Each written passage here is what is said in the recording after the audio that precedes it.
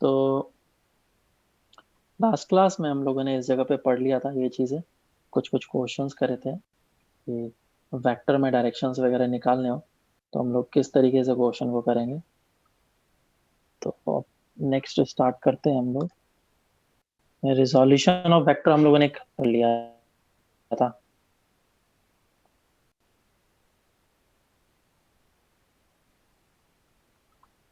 Resolution of vector हो चुका था और उसमें हम लोगों ने चीज़ों को रिजॉल्व वगैरह करना सीख लिया था। एक क्वेश्चन करते हैं रिजोल्यूशन ऑफ वेक्टर में। आ, बोला गया कि एक मास दे रखा है इस इंक्लाइंड प्लेन पे और इंक्लाइंड प्लेन जो है वो थीटा एंगल पे रखा हुआ है। तो क्वेश्चन पूछा गया, find the component of force due to gravity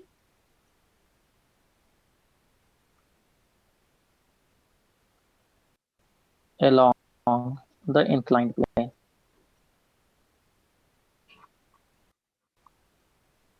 ठीक है, सॉल्व करो इसको। ये ऐसा क्वेश्चन है जो एनएलएम जिन लोगों ने पढ़ लिया है उसके लिए सर कुछ एम भी जी नहीं है, कॉस बहुत ही। थीटा और M G sine theta. Question फिर से पढ़ो और फिर से आंसर दो, एक ही चीज मांगा है इसने।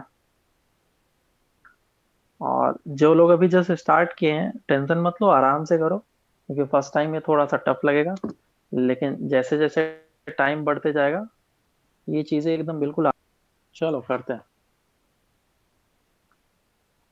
देखो इसमें क्या करेंगे, सबसे पहले मुझे दो प्लेन्स बनाने हैं, एक हॉरिजॉन्टल और एक वर्टिकल। अगर किसी ने प्लेन इस तरीके से मतलब कि एक्सिस इस तरीके से बनाया, एक्स एक्सिस और फिर वाई एक्सिस, तो तुमसे नहीं निकलेगा। क्यों नहीं? क्योंकि तुम्हें कंपोनेंट किसके अलोंग निकालना है, इंक्लाइंड प्लेन के अलोंग निकालना है। तो जिसके अलोंग निकालना होता है एक एक्सिस तो उसके अलोंग जाएगा और दूसरा एक्सिस उसके परपेंडिकुलर जाएगा। तो हमें इसके अलोंग निकालना है तो इसको मैंने एक एक्सिस एज्यूम कर लिया, एक्स एक्सिस मान लेते हैं, और इसके परपेंडिकुलर एक दूसरा axis which is Y axis, तो इसको मैंने एक्स माना और इसको वाई माना। और एम जी जो लग रहा होगा वो वर्टिकली डाउनवर्ड लग रहा है, बिल्कुल नीचे की डायरेक्शन में एम जी लग रहा है। इस चीज को अच्छे से याद कर लो क्योंकि जब एनएलएम वगैरह स्टार्ट होगा, न्यूटन्स लॉज ऑफ मोशन, तो उस समय हम लोग बहुत ही ज्यादा ये सब काम करेंगे। तो ये एंगल थीटा है, तो ये एंगल 90 माइनस थीटा और ये कितना हो जाएगा थीटा।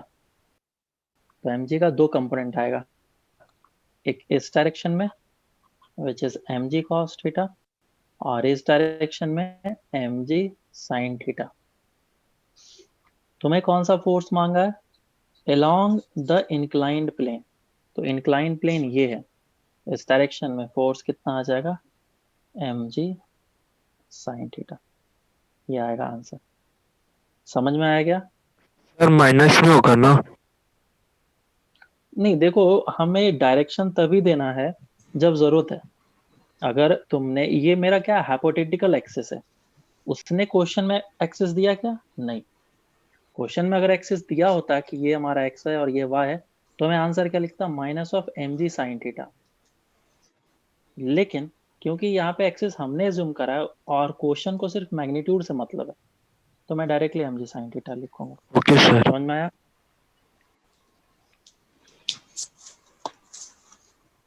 चलो अब नेक्स्ट हम लोग आगे बढ़ते हैं और cross product and dot product देखते हैं, जो कि काफी ज्यादा इंपॉर्टेंट है हमारे पूरे फिजिक्स के लिए। अगर फिजिक्स में तुम्हें क्रॉस प्रोडक्ट नहीं आता है तो समझ लो तुमसे काम होगा नहीं। डॉट प्रोडक्ट ना भी आए तो भी तुम सीख जाओगे, छोटा सा चीज होता है। लेकिन क्रॉस प्रोडक्ट ना आए तो समझ लो ट्वेल्थ में फिजिक्स तो तुम्हें समझ में ही नहीं आएगा, तुम डायरेक्शन ही निकाल पाओगे। तुम्हारा इलेक्ट्रोस्टैट में क्रॉस प्रोडक्ट आएगा, तुम्हारा मैग्नेटिक फील्ड में आएगा, बहुत जगह पे आता है क्रॉस प्रोडक्ट तुम्हारा। फिर अभी इसमें आएगा, रोटेशनल मोशन में आएगा। ये सब इंपॉर्टेंट चैप्टर है जिसमें क्रॉस प्रोडक्ट काफी ज्यादा यूज होता है, मतलब उससे हम लोग डायरेक्शन निकालते हैं। तो समझना अच्छे तरीके से। तो हम लोग स्टार्ट करते हैं वेक्टर प्रोडक्ट। वेक्टर प्रोडक्ट किसी भी दो वेक्टर को मल्टीप्लाई करने का तरीका बताता है वेक्टर प्रोडक्ट। तो दो तरीके बताए गए हैं। दो तरीके से हम लोग किसी भी दो वेक्टर को मल्टीप्लाई कर सकते हैं। First is dot product and second one is इसके वेक्टर प्रोडक्ट या फिर cross product. Cross product dot product को हम लोग स्केलर प्रोडक्ट भी बोलते हैं,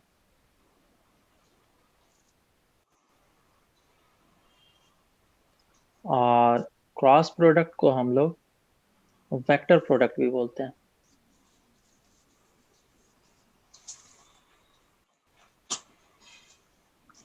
क्यों हम लोग स्केलर प्रोडक्ट बोलते हैं? क्योंकि डॉट प्रोडक्ट ऑलवेज हमें स्केलर क्वांटिटी कैसा क्वांटिटी देता है? स्केलर क्वांटिटी देता है। Always gives us scalar quantity. और क्रॉस प्रोडक्ट हमें एक वेक्टर क्वांटिटी देता है। Always gives us vector quantity. तो एक वेक्टर क्वांटिटी देता है। और इसको हम लोग किस तरीके से रिप्रेजेंट करते हैं? जो क्रॉस प्रोडक्ट है उसको, इस डॉट प्रोडक्ट है उसको इस तरीके से लिखते हैं, वेक्टर ए डॉट बी। ठीक है, बोलने का भी तरीका सुन लो, A vector dot with B vector. और इसको किस तरीके से लिखते हैं? इसको हम लोग लिखते हैं A vector cross with B vector. या फिर ऐसा नहीं कि A vector multiplied by B vector, नहीं, स्केलर क्वांटिटी से मल्टीप्लाई नहीं हो रहा है। ए वेक्टर को मैं किससे मल्टीप्लाई कर रहा हूँ? एक ऐसे क्वांटिटी से जो कि वेक्टर है। अगर स्केलर है तो 5 से मल्टीप्लाई करना बोला जाएगा। लेकिन अगर मैं ए वेक्टर को बी वेक्टर के साथ मल्टीप्लाई कर रहा हूँ तो तुम्हें बताना होगा कि इसका मल्टीप्लीकेशन किस प्रोसेस से डिफाइन किया गया है, क्रॉस प्रोडक्ट या फिर डॉट प्रोडक्ट से। ठीक है, तो यहाँ पे डॉट प्रोडक्ट देंगे तो मीनिंग बिल्कुल चेंज हो जाएगा, और क्रॉस प्रोडक्ट देंगे तो मीनिंग बिल्कुल ही चेंज हो जाएगा। तो ए डॉट बी का फॉर्मूला क्या होता है? Magnitude of A multiplied by the magnitude of B into cos theta. Cos theta. और क्योंकि एक स्केलर क्वांटिटी है तो इसमें एक डायरेक्शन नहीं होगा, नो डायरेक्शन रिक्वायर्ड। और ये कितना हो जाएगा? ए क्रॉस बी, यहाँ पे भी मैग्नीट्यूड ऑफ ए आएगा, मैग्नीट्यूड ऑफ बी आएगा, और कॉस थीटा के जगह पे हम लोग साइन थीटा लिखेंगे। लेकिन इस जगह पे क्योंकि एक वेक्टर क्वांटिटी देता है तो मुझे इस जगह पे एन कैप डालना पड़ेगा। और एन कैप क्या चीज है अभी बता रहा हूँ। तो इसमें एन कैप क्या रिप्रेजेंट करेगा? डायरेक्शन को। तो डायरेक्शन रिक्वायर्ड, तो दिस एन कैप, इसको ऐसा बोला जाएगा, it is the direction along the cross product A cross B. लेकिन ये जो एन कैप है this is unit vector. Cap किसी पे भी कैप लगाते हैं इसका मतलब यूनिट वेक्टर होता है, तो इसीलिए ये क्या है? Unit vector. So N cap is basically unit vector along A cross B. जिस डायरेक्शन में ए क्रॉस बी होगा उसी डायरेक्शन में ये एन कैप होगा। लेकिन ए क्रॉस बी का मैग्नीट्यूड मैं कितना बोलूंगा? A B sine theta. और ए डॉट बी कितना होगा? A B cos theta. अब एक एक करके हम इसको समझते हैं, फिर आगे बढ़ेंगे। सबसे पहले हम लोग स्टार्ट करेंगे डॉट प्रोडक्ट। तो फर्स्ट इज डॉट प्रोडक्ट। जैसा कि मैंने डॉट प्रोडक्ट तुम्हें पहले ही बता दिया कि ए डॉट बी जो होता है वो ए बी कॉस थीटा होता है, बराबर।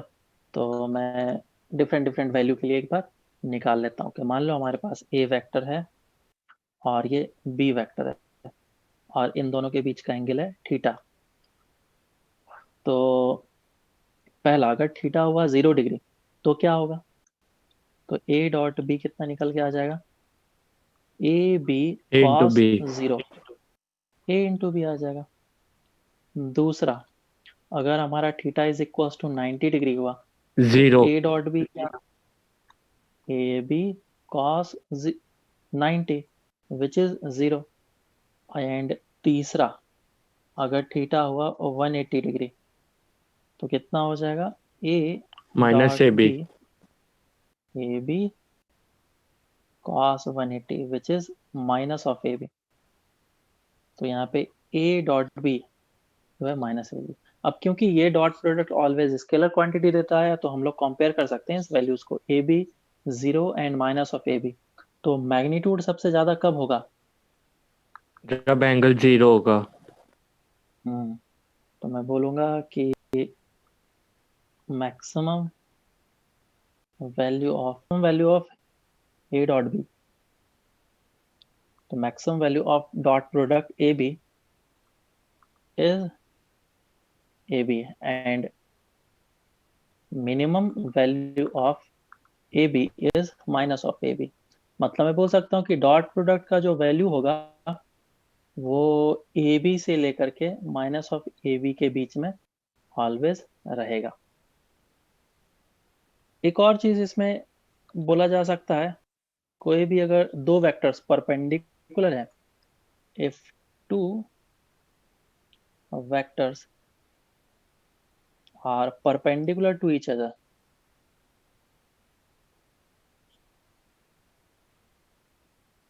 देन क्या हो जाएगा? ए डॉट उनका B is dot 0 product zero. और vice versa is also true. अगर ए डॉट बी 0 इसका मतलब दोनों वेक्टर कैसे हैं? परपेंडिकुलर।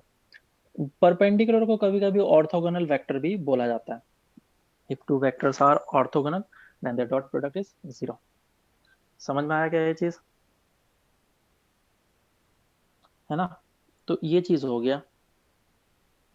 अब थोड़ा सा इसमें हम लोग और काम करते हैं कि अब हम लोग डॉट प्रोडक्ट करते कैसे हैं उसके एग्जांपल को देखते हैं। मान लो तुम्हें क्वेश्चन दिया गया,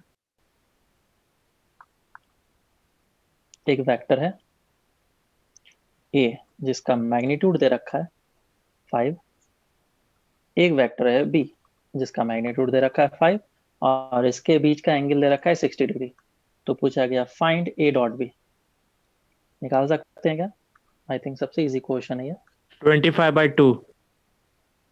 क्या करना पड़ेगा? ए डॉट बी जिसका फॉर्मूला होता है A B into cos theta. तो ए का वैल्यू 5, 5 कॉस 60 1/2, 25/2 हो जाएगा इसका आंसर। बिल्कुल सही।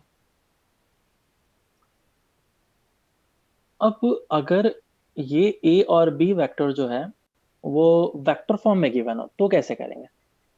तो उसके लिए कैसे हम लोग डॉट प्रोडक्ट अप्लाई करते हैं? मान लो कि हमारे पास डॉट ए वेक्टर दे रखा है, डेट इज क्या मान लें इसको?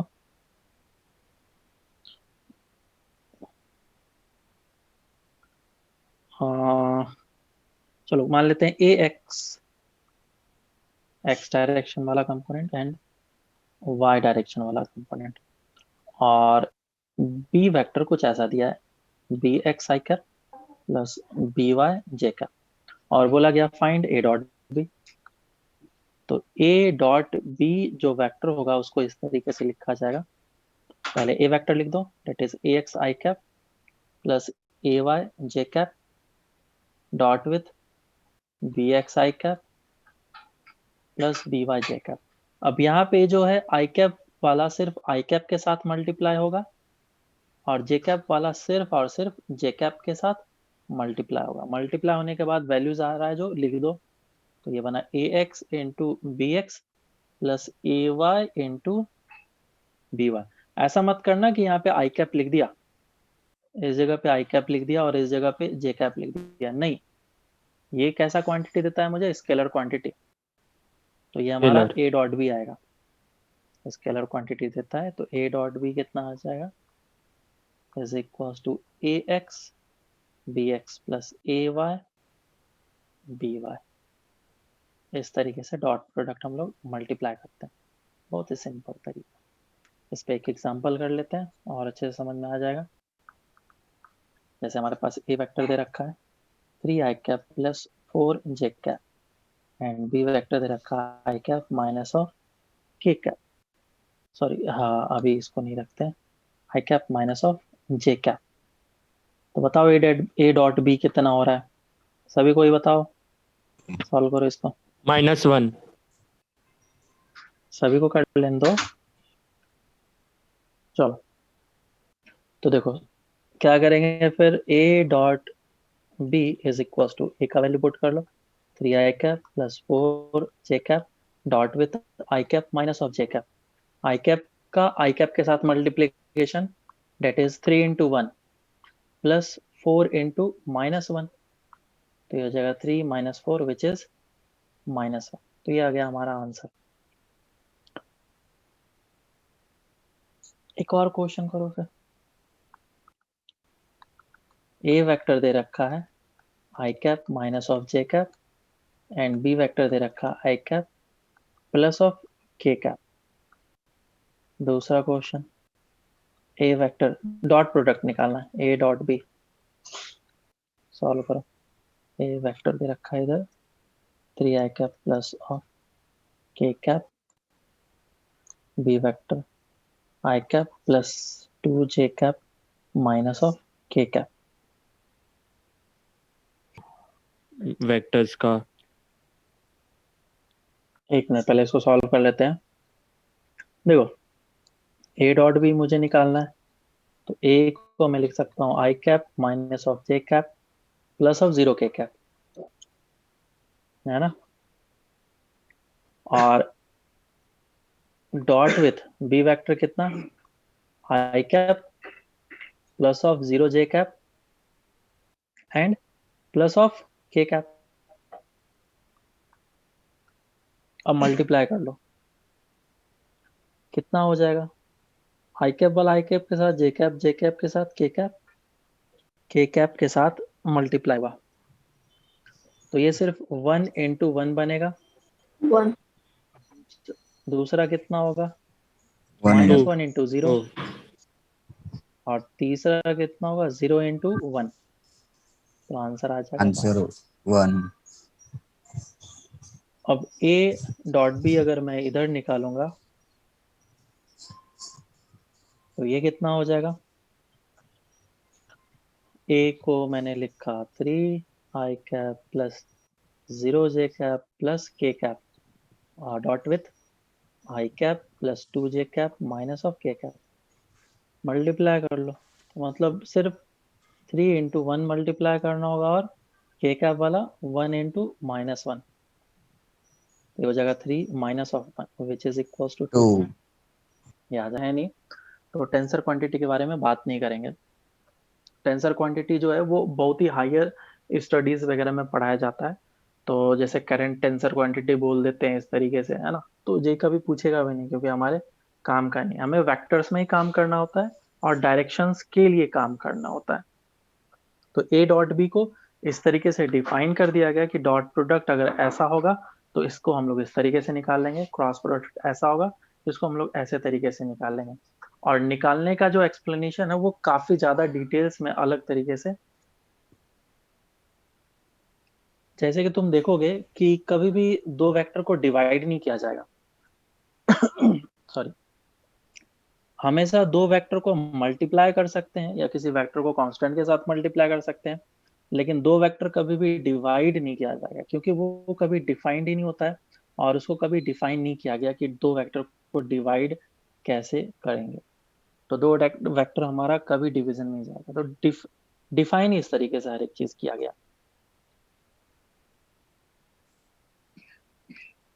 angle between two vectors.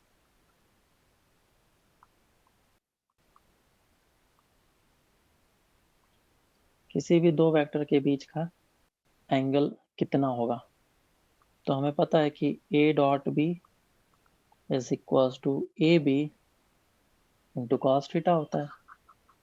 So cos theta will be equals to a dot b upon A B हो जाएगा. So this is angle between vectors. So theta is equals to cos inverse a dot b divided by A B. इसको एक और तरीके से लिखा जा सकता है कि vector a divided by magnitude of vector a. इसको कैसा लिखते हैं हम लोग? a कैप लिखते हैं. और vector b divided by magnitude of b is equals to b cap लिखते हैं. तो थीटा को ऐसे भी लिखा जा सकता है, that is cos inverse a cap dot with b cap. तो तुम चाहो तो ऐसे बोल लो, चाहे थीटा को इस तरीके से बोल लो. ये दोनों आंसर हो सकता है. ठीक है, इस पे क्वेश्चन कर लेते हैं, समझ में आ जाएगा. मान लो कि a वेक्टर दे रखा है, that is √3 i cap plus of j cap, and b vector दे रखा है i cap plus of √3 j cap. तो पूछा गया find angle between a vector and b vector. चलो सॉल्व करते हैं इसको. तो सबसे पहले मैग्नीट्यूड ऑफ a निकालो, विच इज कितना आ जाएगा? 2. मैग्नीट्यूड ऑफ b निकालो, विच इज 2. अब दोनों को डॉट प्रोडक्ट कर लो, a डॉट b करेंगे तो ये हो जाएगा √3 इंटू 1 प्लस 1 इंटू √3. 2√3 आ गया. कॉस थीटा कितना आ जाएगा? a dot b upon A B. Dot product है 2√3 और a का वैल्यू है 2, b का वैल्यू है 2, तो आया है √3/2. सो theta is 30 degree. Cos theta √3/2 है ना, तो थीटा कितना है? 30 डिग्री. बात समझ में आई क्या? हाँ सर. आगे चलते हम लोग. ये एंगल बिटवीन वेक्टर्स जिस तरीके से निकला, मैं इसमें अब एक तो कंपोनेंट या फिर बोलो प्रोजेक्शन, वो निकाल सकते हैं. तो प्रोजेक्शन निकालते हैं, एक एक पॉइंट डिस्कस करें. प्रोजेक्शन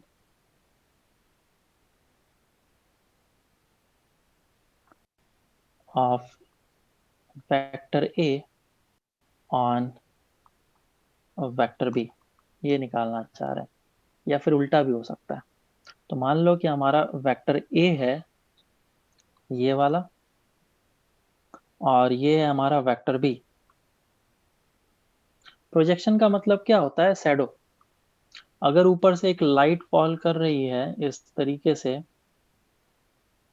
तो क्या तुमको इस ए वेक्टर का शैडो बस इतना सा ही दिखेगा? This is called basically projection. Projection of vector ए. या फिर इस प्रोजेक्शन को हम लोग बोल सकते हैं component. Component of vector A along B vector, ऐसा बोला जा सकता है. तो दोनों वेक्टर्स से इन दोनों वेक्टर्स के बीच में एंगल होंगे कुछ, ये होगा एंगल थीटा. तो सिंपल है. कंपोनेंट कितना आ जाएगा?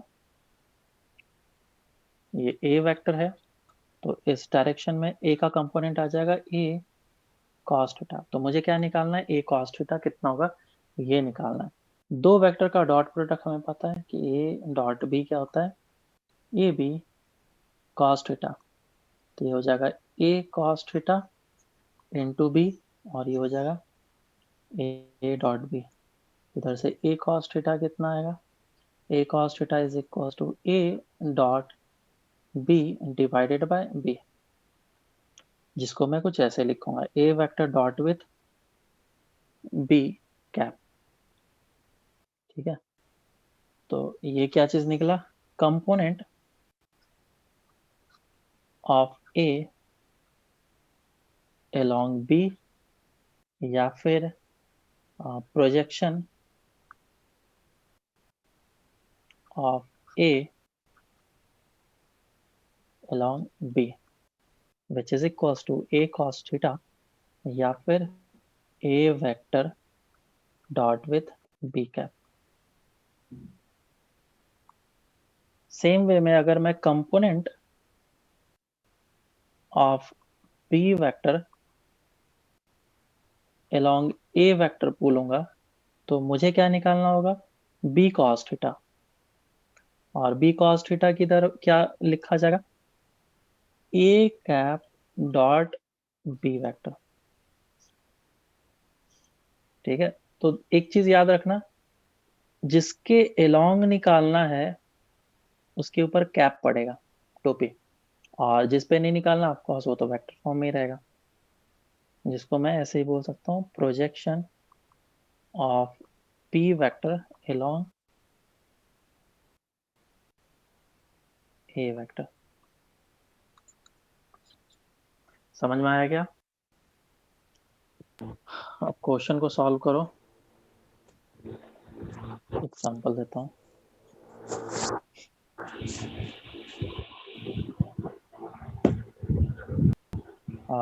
मान लो कि एक ए वेक्टर है which is 3i cap plus 4j cap, और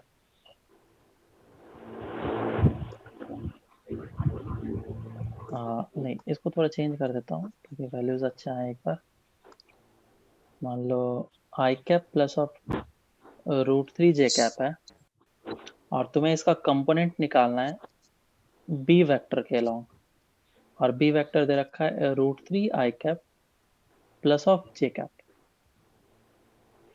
ठीक है, फाइंड प्रोजेक्शन ऑफ ए,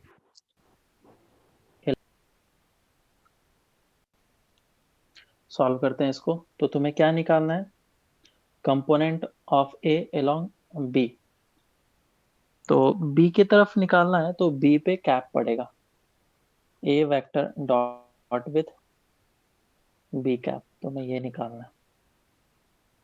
तो ए कितना है तुम्हारा, क्या था, I cap plus of √3j cap dot with B cap कितना हो जाएगा, √3i cap plus of j cap divided by 2, unit vector बना लिया, और इन दोनों को अब आई कैप के साथ मल्टीप्लाई कर लो, तो हो जाएगा √3 इंटू 1 एंड सॉरी बाई 2 है ये, √3/2 इंटू 1, और ये √3 इंटू 1/2, तो कितना आ गया, √3/2 प्लस √3/2 इज इक्वल टू √3। तो ये आंसर निकल के आया, ये हमारा प्रोजेक्शन हुआ। ठीक है क्या? अब किसी भी वेक्टर को उसके खुद के वेक्टर से मल्टीप्लाई कर लेंगे तो क्या आंसर आएगा। लेट्स से कि तुमने ए वेक्टर को सर 1 मिनट ऊपर सुनो। ए के साथ ही मल्टीप्लाई कर लिया, तो क्या डिफाइन करते हैं, A vector dot with B vector. तो यहाँ पे बी वेक्टर भी तो ए वेक्टर है इनटू कॉस थीटा, क्योंकि दोनों वेक्टर सेम है, आइडेंटिकल है, तो ये ए वेक्टर है और ये ए वेक्टर है, उन दोनों के बीच का एंगल कितना हो जाएगा, 0 degree. A dot A is equal to A square into cos 0, cos 0 कितना होता है 1, तो हो जाएगा ए स्क्वायर। तो ए डॉट ए को हम लोग लिखेंगे ए स्क्वायर।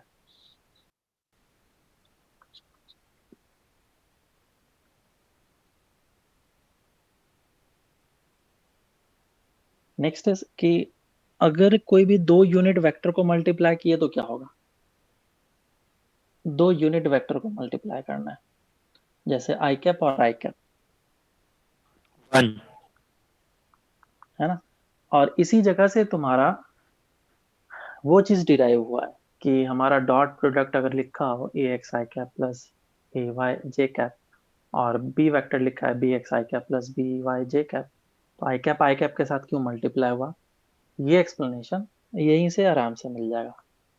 क्यों? क्योंकि A dot with B vector को डिफाइन किया गया है ए बी कॉस थीटा से, ऐसे डिफाइन किया गया। तो दो वेक्टर है हमारे पास। पहला मैं देख रहा हूं कि आई कैप डॉट आई कैप निकालना है। तो क्योंकि ये आई कैप और ये दूसरा आई कैप दोनों सेम डायरेक्शन में, तो एंगल कितना हो जाएगा, 0 डिग्री। तो ये हो जाएगा magnitude one into cos 0 which is 1। तो इसका मतलब I cap dot with I cap कितना आएगा आंसर, 1 आएगा। लेकिन अब मैं करूंगा I cap dot with J cap. तो आई कैप अगर डॉट करें जे कैप के साथ तो मैग्नीट्यूड वन, और एंगल कितना है आई कैप और जे कैप के बीच में, 90 डिग्री। तो कॉस 90 कितना होता है, 0।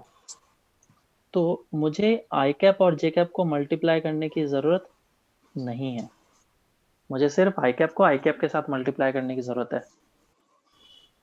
अरे बात समझ में आएगी? हाँ सर। कि थीटा 90 आ रहा है ना, पहले ही बताया था किसी भी दो वेक्टर्स अगर परपेंडिकुलर हो तो उसका डॉट प्रोडक्ट 0 होता है। तो मुझे समझ में आ गया कि आई डॉट आई 1 होगा, J cap dot with J cap, K cap dot with K cap, ये 1 होंगे। बाकी अदर कॉम्बिनेशंस क्या होंगे, 0। I cap dot with J cap, या फिर J cap dot with K cap, या फिर K cap dot with I cap, कैसा भी कॉम्बिनेशन वो क्या होगा, 0। 0। इसलिए सिर्फ मुझे आई को आई के साथ मल्टीप्लाई करना है। ठीक है, अब हम लोग आगे बढ़ते हैं वेक्टर प्रोडक्ट पे। ये सारे काम हो गए,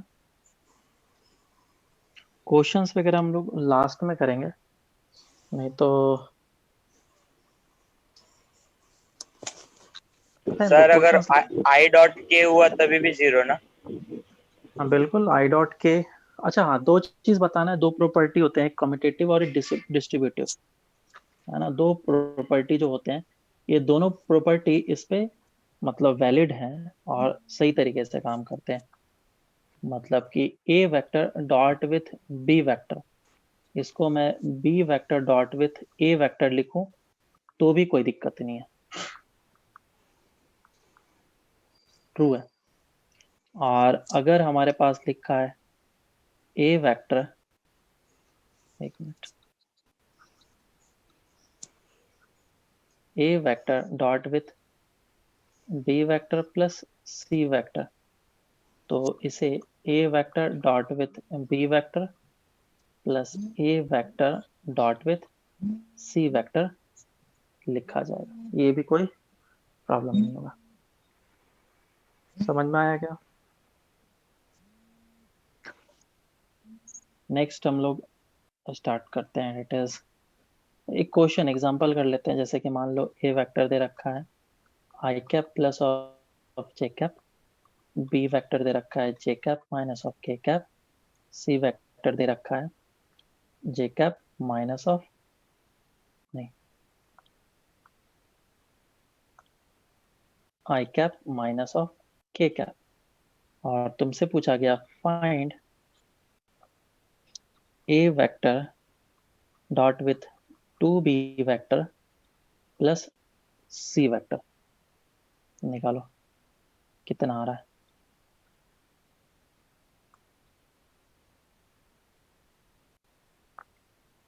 तो देखो इसको कैसे सॉल्व करेंगे, सबसे पहले ए वेक्टर लिख दिया which is I cap plus of J cap, अब बी वेक्टर लिख दिया और उसको 2 से मल्टीप्लाई कर लिया, 2 जे कैप माइनस ऑफ 2 के कैप, और सी वेक्टर लिख लिया plus of I cap minus of K cap, और बीच में डॉट है, डॉट लिख लिया I cap plus J cap dot with J cap है और कोई नहीं है, आई कैप एक है, जे कैप एक है, और के कैप 2 है, तो -3 के कैप।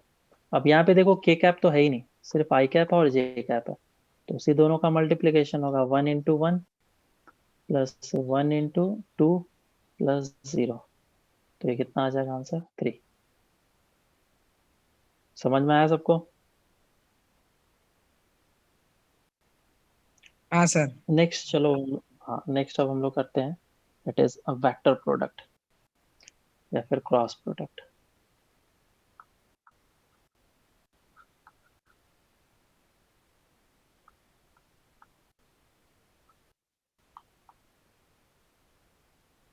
वेक्टर प्रोडक्ट या फिर क्रॉस प्रोडक्ट, जो कि काफी ज्यादा इंपॉर्टेंट है स्टूडेंट्स को, बस इसी में दिक्कत होती है, इसी में प्रॉब्लम होती है, खास करके डायरेक्शन निकालने में। मैग्नीट्यूड वगैरह तो फिर भी कैलकुलेशन है वो हम लोग कर लेंगे, लेकिन डायरेक्शन निकालने में बहुत ही ज़्यादा प्रॉब्लम होती है। तो सबसे पहले इसको डिफाइन कर लेते हैं। हम लोगों ने देखा है कि ए क्रॉस बी वेक्टर को इस तरीके से डिफाइन किया गया, that is A B sine theta N cap, A B sine theta N cap, where N cap is the direction unit vector direction along A cross B. तो हमारे पास ए vector है ये, और ये हमारे पास बी वेक्टर है, और इन दोनों के बीच का angle theta, where theta is angle between A and B.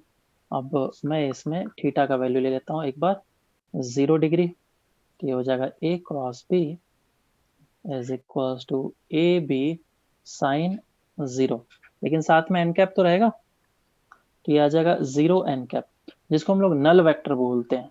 लेकिन हमें अगर मैग्नीट्यूड निकालना है तो इसका मैग्नीट्यूड लेंगे। एन कैप का मैग्नीट्यूड कितना होता है? 1, तो आंसर आएगा 0। ठीक है क्या? दूसरा दूसरा क्या है, अगर थीटा 90 डिग्री है तो, थीटा अगर 90 डिग्री है तो क्या होगा? A cross B will be equals to A into B into sine 90, और मैं मैग्नीट्यूड में इंटरेस्टेड हूँ सिर्फ, तो एन कैप तो 1 हो रहा है, क्योंकि N cap is a unit vector. Unit vector का मैग्नीट्यूड ऑलवेज 1 होता है, और साइन थीटा कितना होता है? 1, तो आ जाएगा A B. And third is, अगर थीटा 180 हुआ तो ए क्रॉस बी क्या हो जाएगा? ए बी साइन 180 मैग्नीट्यूड, और आंसर कितना आएगा? 0। तो हम लोग बोल सकते हैं कोई भी दो वेक्टर्स अगर पैरेलल है या फिर एंटी पैरेलल है, तो उसका डॉट क्रॉस प्रोडक्ट क्या होने वाला है? 0। ठीक है। डॉट प्रोडक्ट कब 0 होता है? जब दोनों वेक्टर्स परपेंडिकुलर होते हैं। सर डाउट है और क्रॉस, हाँ बोलो। सर, दूसरे वाले केस में 90 डिग्री में वो डायरेक्शन क्या होगा? डायरेक्शन अभी भूल जाओ, डायरेक्शन के बारे में अलग बात करेंगे हम लोग। ठीक है, सिर्फ मैग्नीट्यूड की बातें हो रही है अभी। तो फर्स्ट हम लोग ये बोल सकते हैं कि if two vectors are parallel और anti parallel, then their cross product is 0. Cross product is 0। ठीक है, या फिर जिसको हम लोग नल वेक्टर बोलेंगे। तो कोई भी दो वेक्टर्स परपेंडिकुलर होगा तो हमारे लिए और भी अच्छा है, लेकिन कुछ भी एंगल होगा तो भी चलेगा अदर देन 0 या फिर 180 डिग्री, ये दोनों एंगल्स नहीं होने चाहिए। दूसरा, इसमें कम्यूटेटिव एंड डिस्ट्रीब्यूटिव हो सकता है कि नहीं। तो अगर मैं ए क्रॉस बी लिखूं और इधर लिखूं बी क्रॉस ए, तो ये दोनों सेम नहीं है, बोथ आर नॉट सेम।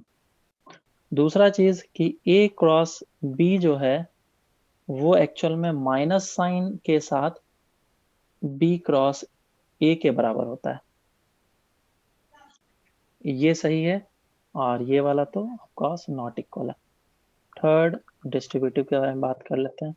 तो ए क्रॉस बी प्लस सी, अगर ऐसा लिखा हुआ है तो इसको हम लोग ऐसा लिख सकते हैं डेट ए क्रॉस बी प्लस ए क्रॉस सी, ऐसा लिखा जा सकता है। एक और चीज इसमें बोल सकते हैं हम लोग डेट एंगल अगर है तो ए क्रॉस बी का जो मैग्नीट्यूड होगा that will be equals to A B sine theta के बराबर होगा। तो इधर से साइन थीटा को ऐसा भी लिखा जा सकता है, it is A cross B divided by A B. तो फिर से एक cos थीटा से डिफाइन करा था हम लोगों ने एंगल, और एक साइन थीटा से डिफाइन कर रहा हूं मैं यहाँ पे। तो theta is equals to sine inverse A cap cross with B cap, ये मैग्नीट्यूड है यहाँ पे। ऐसा कर लेता हूँ, मैग्नीट्यूड डाल देता हूँ। तो ए क्रॉस बी का magnitude divided by A B, ये आ गया आंसर। ठीक है क्या?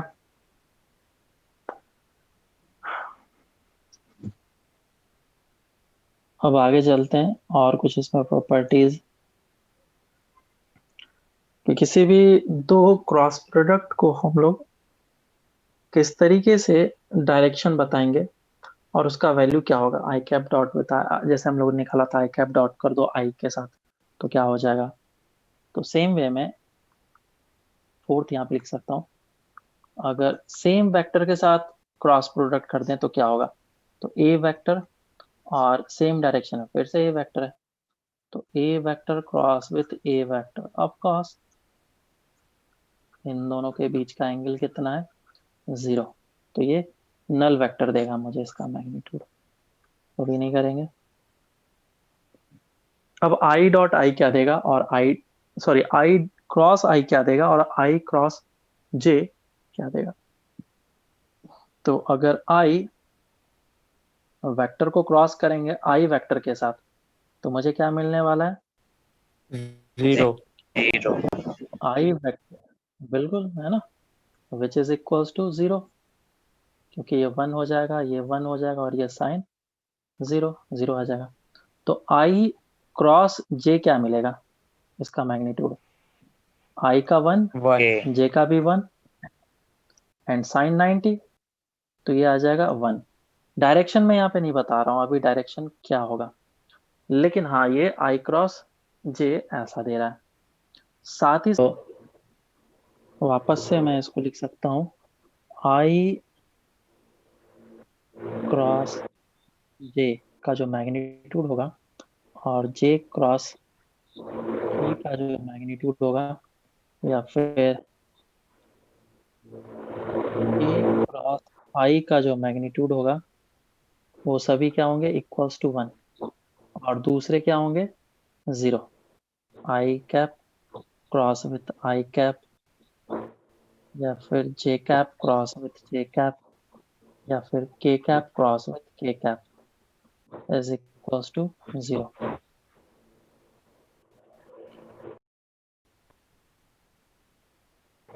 ठीक है, अब बारी आती है डायरेक्शन की। तो डायरेक्शन के लिए हम लोग ये तरीका याद रखेंगे कि बाबा आई कैप यहाँ पे पुट कर लो, एक सर्कल बनाओ, ये हमारा सर्कल है, और इस जगह पे जे कैप लिख लो और इसको के कैप लिख लो, और क्लॉकवाइज डायरेक्शन में जाएंगे, आई कैप जे कैप एंड के कैप, और क्लॉकवाइज डायरेक्शन में क्रॉस प्रोडक्ट करेंगे। तो इस जगह से क्या मिल जाएगा, आई क्रॉस अगर हम लोग जे करेंगे तो मुझे मिलेगा जे, ठीक है, इज इक्वल टू के कैप, जे नहीं के cap, I cap cross J cap करेंगे तो के कैप मिलेगा। और अगर मैं जे कैप क्रॉस के कैप करूंगा तो मुझे आई कैप मिलेगा। और अगर मैं के cap cross with I cap करूंगा तो मुझे जी मिलेगा ठीक है। ये कैप। ये सर्कल हम लोग क्लॉकवाइज डायरेक्शन में लगा रहे हैं, सर एंटी क्लॉकवाइज किया तो और एंटी क्लॉकवाइज किया तो सब में माइनस साइन आ जाएगा। एंटी क्लॉकवाइज भी बताता हूँ। ये है हमारा ऐसा,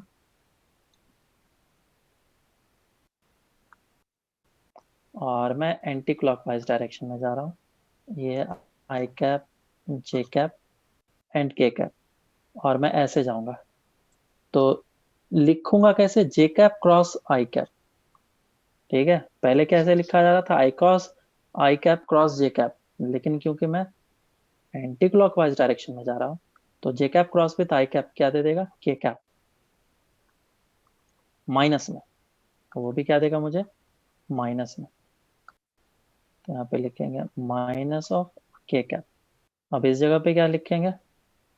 आई cap cross with K cap is equals to minus of J cap, और इस जगह पे क्या लिखेंगे? K cap cross with J cap is equals to minus of I cap. ठीक है, तुम अगर कंपेयर करोगे तो देखो आई और के का, सॉरी जे और के का पोजीशन चेंज हो गया, उसके कारण से माइनस साइन आ गया। और मैंने पहले भी बताया था कि जो A vector cross with B vector होता है वो minus of B cross A के बराबर होता है। वो किसके बराबर होता है? Minus of A cross B. खैर, ये तो था हमारा जब सभी वेक्टर्स वगैरह परपेंडिकुलर होंगे। कुछ भी मत लिखो कोई भी, तो इस तरीके से हमारा लिखा जाएगा, डायरेक्शंस आएंगे। तो उसके एक एग्जांपल कर लेते हैं। जैसे कि मान लो हमें गिवन है A vector A X I cap plus A Y J cap, and B vector is equals to B X I cap plus of B Y J cap. मैं सिर्फ आई कैप और जे कैप में कर रहा हूँ, 3 dimension में भी चाहूँ तो मैं कर सकता हूँ, लेकिन थोड़ा ज़्यादा लेंदी पड़ जाएगा।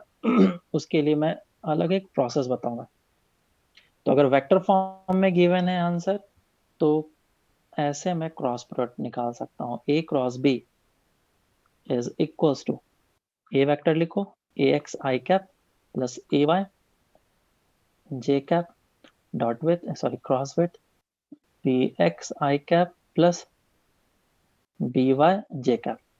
अब जैसे हम लोग मल्टीप्लाई करते हैं ना, A plus B into C plus D, पहले इसको इसके साथ, इसको इसके साथ मल्टीप्लाई करा, फिर इसको इसके साथ, फिर इसको, वैसे ही मल्टीप्लाई कर लो।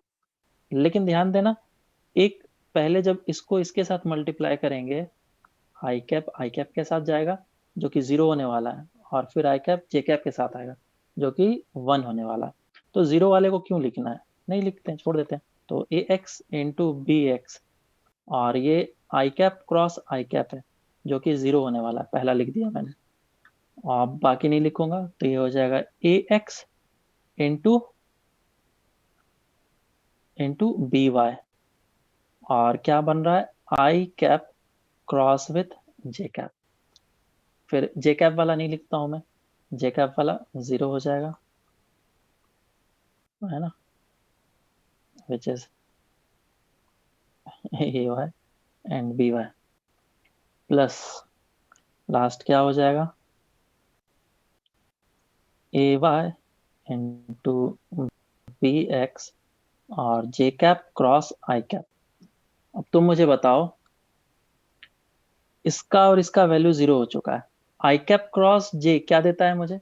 के कैप सर्कल बना और आई क्रॉस ए जे कैप देता है। तो मैं लिखूंगा A X B X K cap plus with, ये क्या दे देगा? J cap cross I cap minus K क्या माइनस ऑफ के कैप। ये हो जाएगा A Y B X minus of K cap.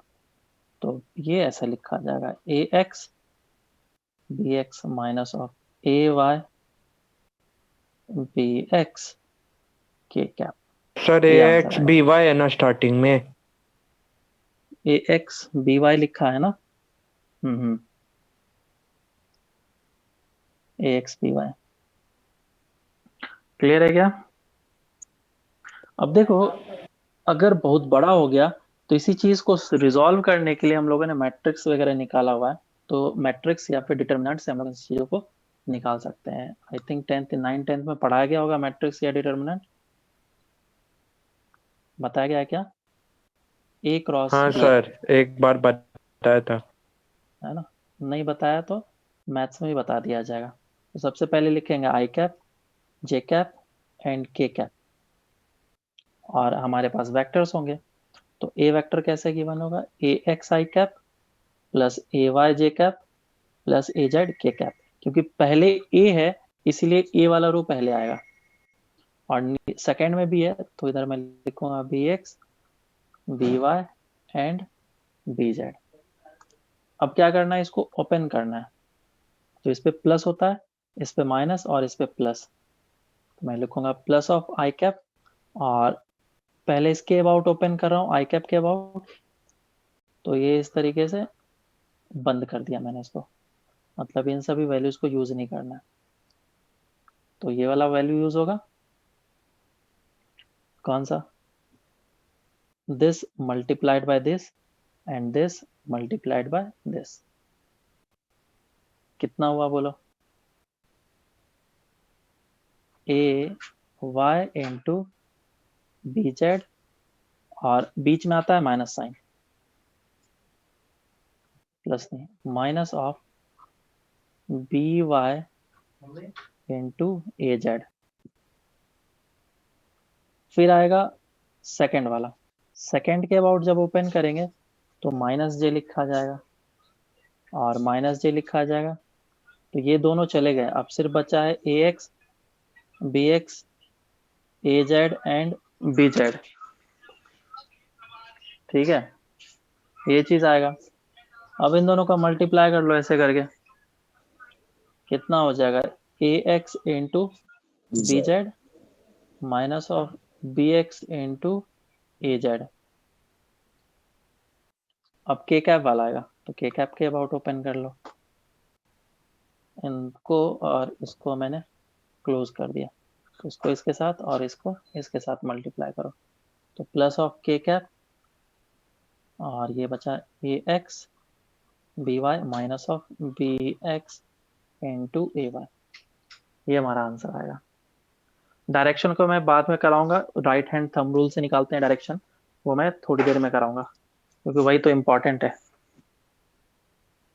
Sir ये जे ठीक है, कैप पे माइनस क्यों लेते हैं?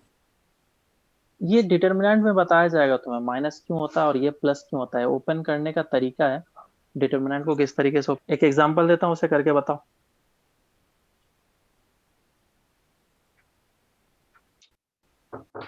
एग्जांपल है ऐसा कि मान लो ए वेक्टर गिवन है I cap plus J cap minus of K cap, and B vector is 2 I cap minus of J cap plus K cap. तो ए क्रॉस बी निकालो, फाइंड आउट ए। हाँ बोलो, sir. तो इसका determinant कैसे निकलेगा?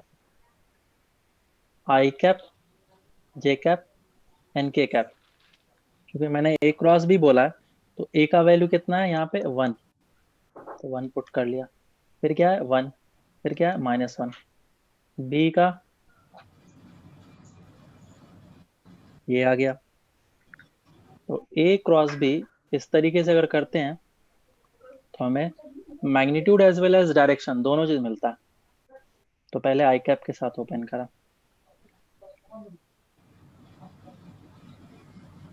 ये इसके साथ मल्टीप्लाई और ये इसके साथ minus sign, 1 minus minus plus और फिर एक माइनस, और फिर माइनस ऑफ जे कैप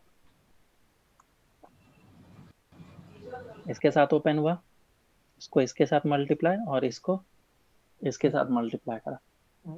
ये कितना हो जाएगा? 1 माइनस माइनस प्लस 2 हो जाएगा। उसके बाद लास्ट में इसके अबाउट ओपन होगा, ये हो जाएगा प्लस के कैप, और इन दोनों को मल्टीप्लाई करना होगा। तो 1 -1 -1 एंड माइनस ऑफ 2, तो आंसर आ जाएगा 0 i cap and -3 j cap and minus of 3 k cap. ये आंसर आ रहा है। ठीक है क्या? इसमें एक और क्वेश्चन एग्जांपल करते हैं। ए वेक्टर है हमारा i cap minus of k cap and B vector है हमारा j cap plus of k cap. चलो इसमें निकालो b क्रॉस a।